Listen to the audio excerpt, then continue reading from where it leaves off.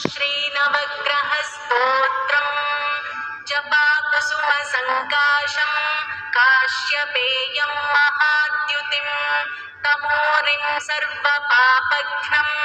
प्रणतोऽस्मि दिवाकरम् दधिशङ्खतुषाराभम् क्षीरोदार्णवसम्भवम् नमामि शशिनं सोमम् शम्भोर्मुकुटभूषणम् धरणीगर्भसम्भूतम् विद्युत्कान्तिसमप्रभम् कुमारं शक्तिहस्तन्तम् मङ्गलं प्रणमाम्यहम् प्रियङ्गुकलिकाश्यामम् रूपेणाप्रतिमं बुधं सौम्यं गुणोपेतं तं बुधं प्रणमाम्यहम् देवानां च ऋषीणां च गुरुं काञ्चनसन्निभं बुद्धिभूतं त्रिलोकेशं तन्नमामि बृहस्पतिं हिमकुन्दमृणालाभं दैत्यानां परमं गुरुं सर्वशास्त्रप्रवक्तारं भार्गवं प्रणमाम्यहम् नीलाञ्जनसमाभासं रविपुत्रं यमाग्रजं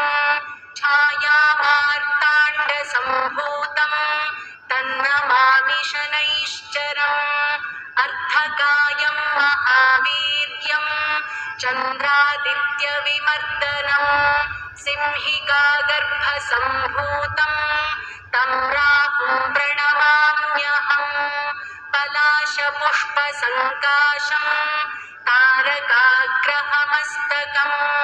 रौद्रं रौद्रात्मकं घोरं तं केतुं प्रणमाम्यहम् इति व्यासमुखोद्गीतं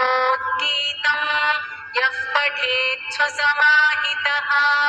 दिवा वा यदि वा रात्रौ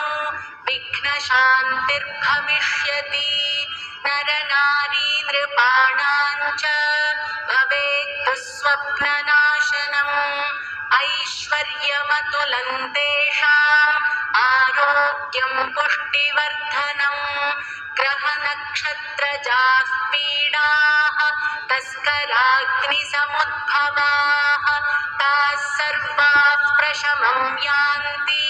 व्यासोक्तेन संशयः इति श्रीव्यासविरचितं नवग्रहस्तोत्रम्।